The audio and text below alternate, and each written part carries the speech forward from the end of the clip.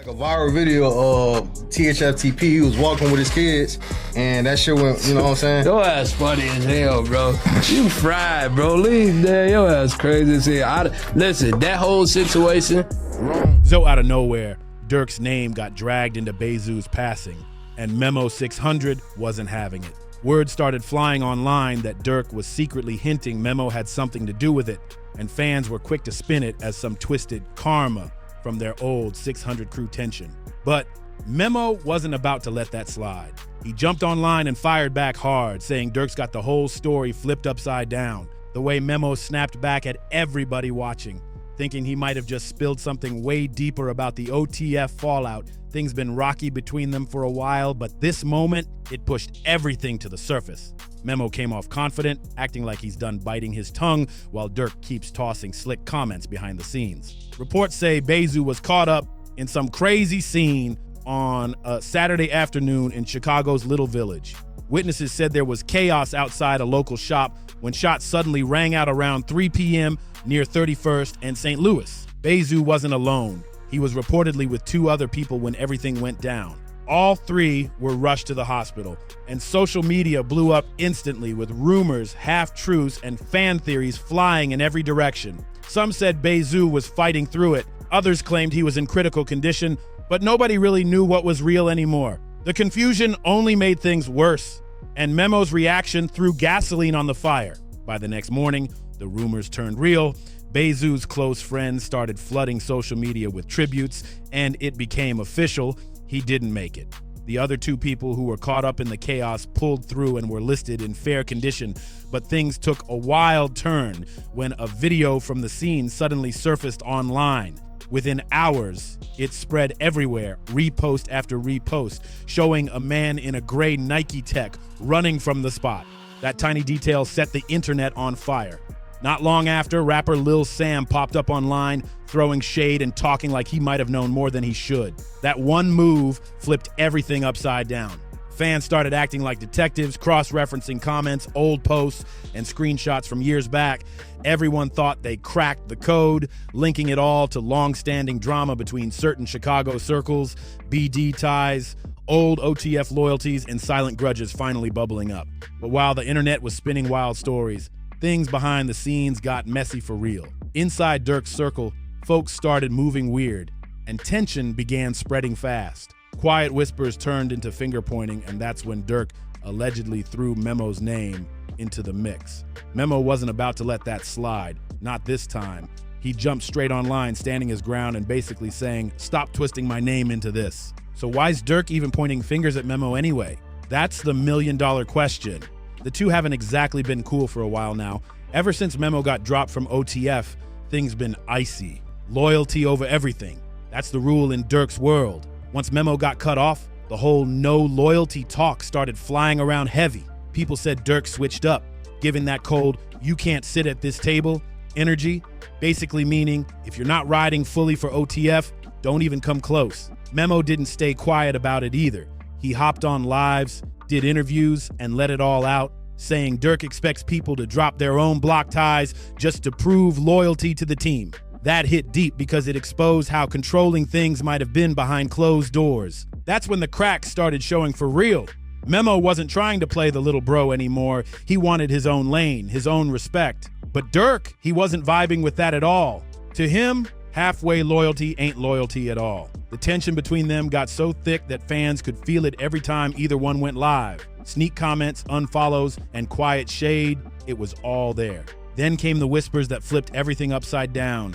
Word hit the internet that Durk believed Memo's people had ties with another BD set that's had long-standing tension with OTF. That rumor blew up overnight, and suddenly everyone was talking like Memo might have been connected to folks Durk's crew never saw eye to eye with. So imagine Durk's mindset. He's grieving one of his closest homies, hearing whispers that his old teammate might have been friendly with the other side.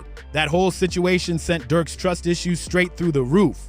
But what really pushed things past the breaking point was the group chat rumor. Word started flying online that Durk heard Memo was laughing about Bezu's passing in a private chat with his people. Nobody could prove it, but that rumor spread like wildfire across social media. Durk supposedly took that as pure disrespect. like Memo was mocking the loss instead of showing love for someone they both once called family. From Durk's point of view, Memo started looking shady, hanging around the wrong folks, cracking jokes at the worst time, and moving further away from the OTF circle that used to have his back. Once that energy hit the internet, it exploded. Everyone started choosing sides and whispering about what really went down behind closed doors. Before long, Durk's camp started treating Memo like an outsider, and the tension got too real to ignore. Rumors, screenshots, and subliminal posts had fans arguing non-stop. Was Memo really disloyal, or was Durk just paranoid from losing too many people close to him? Either way, trust was gone. But Memo wasn't the only name tangled up in Bayzoo's story. Another one that popped up fast was Lil Osama. He had already been online taking shots at Durk's crew, throwing slick talk about getting revenge after his watches got stolen by TF members a while back. He even bragged that 2 watches got stolen, but 5 paybacks got served, sending social media into a frenzy. That statement alone showed how deep and complicated all this street tension really runs. Bezu wasn't just another name on the scene. He was respected, connected, and had real ties across Chicago. Bezu wasn't just some random name. He was a key player in Chicago's entire puzzle. Coming straight out of TF, short for Trigger Happy Family, his roots ran deep. That crew's a blend of Black Disciples and Mickey Cobras from the Woodlawn area on the South Side, a set with history and heavy ties. Through those links, Bezu built real bonds with O-Block, 600, and Lamron, the same streets that connected him closely with Lil Durk. But those same connections might have been what painted a target on him later. The tension with Lil Osama didn't just appear overnight. It all sparked from that messy watch situation a few years back. Zay told the story during his No Jumper interview, saying he invited some TF folks to his video shoot, partied too hard, and crashed, only to wake up with his watches gone. That one incident kicked off a domino effect that's still being felt to this day. Both sides been throwing shots, losing people, and pointing fingers ever since. Things hit an even sadder note when another THF rapper, HFTP, was taken out earlier this year right in front of his family. That moment sent shockwaves through the city. It wasn't just another story, it was a tragedy that hit home. Lil Zay even mentioned it again during another No Jumper sit-down, saying the clip of TP walking with his kids went viral. After that situation, people online started connecting dots fast, saying Lil Zay's crew might have played a role, especially after all that bragging about getting payback for those stolen watches. But you know what they say, new karma never sleeps. Just weeks ago, Lil Zay's own close friend, DMG Lil Deuce, the same one he went live with, talking bold about painting the city red, was caught up in a tragic situation himself. That news hit hard and had fans wondering if this whole cycle was spinning out of control. Then fast forward to this weekend. Bezu gets caught in that parking lot, and it feels like history keeps repeating itself. It's not even the first time either, and just last year, another name was lost on the West Side under similar circumstances. The street's been tense for months, the energy heavy, and the back and forth between THF and their rivals showing no signs of slowing down. The feud between THF and Lil Osama's side has been simmering for too long, and each new loss just adds more heartbreak to a city that's already tired of the pain. Now, Chicago's mourning again, another name gone from its drill roots, another family hurting, another child left behind wondering why all this keeps happening. The wildest part? Most of the OGs from 600 and THF, the ones who helped build the scene, are either locked up, moved away, or trying to lay low. Most of the original crew ain't even in the city anymore. Ever since Durk got locked up, his whole circle been falling apart piece by piece, one by one. Folks either caught up in the system or caught up in the chaos outside. It's like this never-ending curse that just won't quit following them. And with every new headline, the internet jumps straight into detective mode, pushing one wild theory after another. When Bezu's situation hit the news, rumors instantly spread with all kinds of wild angles. One of the biggest ones? A story coming out of Las Vegas suggesting the suspects might have been flown out right after the shooting, like it was some planned out setup with escape routes already waiting. That Vegas theory lit social media on fire, making people think this wasn't random at all, but a calculated move by someone close. And when fans tied that back to the tension between Durk and Memo 600, things got messy fast. Durk's supporters were quick to say Memo set Bezu up, claiming it was payback or jealousy.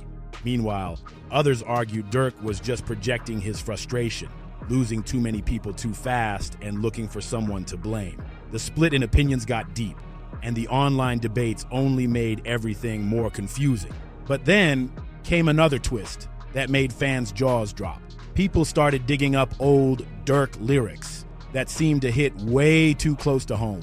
Bars that once sounded like regular drill talk suddenly felt personal, like coded messages or warnings about Bezu, and others who drifted from the camp. It gave everyone chills, like Durk had been hinting at trouble long before it happened. This wild mix of blame, defense, conspiracy, and hidden lyrics has kept Bezu's case surrounded by mystery. And social media can't stop talking about it. Every day there's a new theory, a new exclusive, or another fan trying to decode Durk's old bars like secret messages. It just shows how deep the cracks really run inside Durk's circle. Trust is thin, and everyone's side-eyeing everyone. The Chicago scene been on edge ever since, and that tension feels heavier than ever. Nobody's denying Bezu was solid. He was loyal, respected, and stood 10 toes down for OTF. His loss shook not just the streets, but the entire drill scene. People close to him say he wasn't chasing fame. He stood on principles. He was real about his city, his people, and what he believed in. That's why when the news hit, it didn't just sting, and it broke something in the community. But right after he was gone, the energy started shifting quick. Whispers spread that some 600 members were quietly pulling back, trying to stay low and avoid getting caught in any fallout. Others started questioning who's really in control behind the curtain, who's calling shots, and who's next to fall. The unity that once looked strong started cracking apart, loyalty turning into fear overnight. Bezu's legacy, that's something no one can touch. He was a real voice from the South Side, painting the picture of loyalty, survival, and pure hustle. His words came from experience, not fantasy, and that's why people respected him so deeply. His tracks hit different because they carried truth, about growing up where every move could be your last, about staying real when everyone else folded. When he passed, it wasn't just another loss. It was a cultural moment that left a hole in Chicago's heartbeat. But what happened right after? Straight chaos. People started moving shady, whispering behind closed doors, pointing fingers like they forgot who the real opposition even was. And that's exactly what Memo tried to say in his response. Y'all fighting each other while the real threats out here laughing. His clapback wasn't just defense, it was a wake-up call about loyalty, focus, and how quick people lose sight of what really matters when ego and grief mix together. Now, the question everyone's scared to ask out loud, who really caused Bezu's death? The internet been going crazy with theories. Some claim it all ties back to the stolen watch drama, the one that sparked bad blood between Lil Osama and Chef, setting off a chain of retaliation that nobody could stop once it started. Others are convinced it runs deeper, pointing fingers at rival factions connected to old BD alliances, the kind of beefs that never go away, just sit and wait for the next spark. The truth is, Bezu was always under pressure. His fame, his ties to OTF, his respect in the drill scene, all of it painted a target on his back. And when Durk's name got pulled into the storm, it turned a tragedy into full-blown controversy. And that's where Memo steps in. The internet was hungry for an easy target, and Memo 600 ended up right in the center of the storm. But just because his name got dragged into the mix doesn't mean he actually did anything. Sometimes being too close to the drama makes you the easiest one to blame. Maybe he was just in the wrong place, caught in the wrong rumors, or maybe someone out there needed a distraction from their own guilt. Either way, Memo became the name everyone wanted to debate, defend, or destroy. But the truth runs way deeper than one man's name. Bezu's death turned into a mirror reflecting what's been broken in Chicago's drill scene for years: loyalty. Trust is rare now, alliances flip fast, and even friendships come with fine print. Every rumor, every diss, every side-eye online adds more pressure to a world already cracking from within. The streets feel colder, and every tragedy just reminds people how fragile loyalty really is out there. The aftermath hit hard. Big names like Prince Dre, 21 Savage, and Pooh Chitty all posted tributes, sharing memories and pain. Their words were heavy. You could feel the grief in every line. But underneath that pain was a deeper message. The same cycle keeps spinning, the same streets, the same losses, the same heartbreak. Everyone's trying to survive, but the pattern never changes. That's why Memo's reaction stood out. His response wasn't just about clearing his name from Durk's alleged blame. It was a bigger statement about truth and accountability. He basically said, "Stop throwing that street karma on me when half of y'all won't even own your part in it." It wasn't just shade. It was a challenge. A call out to everyone caught in the loop of rumors and revenge to look in the mirror and face their own actions. But the one feeling this loss the hardest right now, and the one under the most pressure, is Durk. His situation behind bars keeps getting more complicated by the day. He's still fighting those heavy conspiracy charges tied to that 2022 case involving Quando Rondo's cousin, Lou Pav. The case is a mess, loaded with digital evidence, co-defendants, and months of back-and-forth delays. The trial's been pushed to October 2025, and insiders say it's gearing up to be one of the wildest hip-hop-related court battles in years. But that's not even the craziest part. Reports claim Durk got caught with a contraband Apple Watch in jail, and when the guards moved in, he allegedly tried to break it before they could grab it. That moment had everyone talking.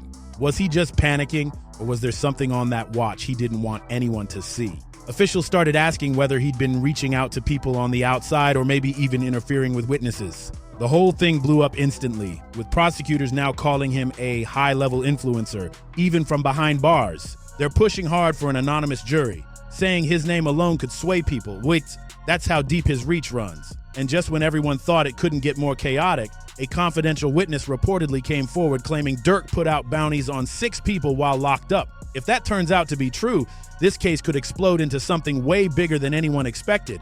Still, Durk's holding firm on his innocence. He's pled not guilty, and he's standing tall on it. But the system ain't cutting him any slack. The judge keeps denying bond, saying he's too much of a risk, not just because of his fame, but because of the power and loyalty he commands from his circle. Between the watch scandal, new witness claims, and the nonstop rumors swirling online, the pressure's building by the hour. And that brings us right back to the question that's got everyone buzzing. Did Durk blame Memo out of guilt, trying to deflect the heat off himself? Or does Memo actually know pieces of this puzzle that the public hasn't seen yet? Either way, this story is far from over. And you already know we'll be watching every twist and turn as it unfolds. So make sure you hit like, subscribe, and turn on those notifications. You don't want to miss what's coming next in our hood, because this drama, it's only getting deeper.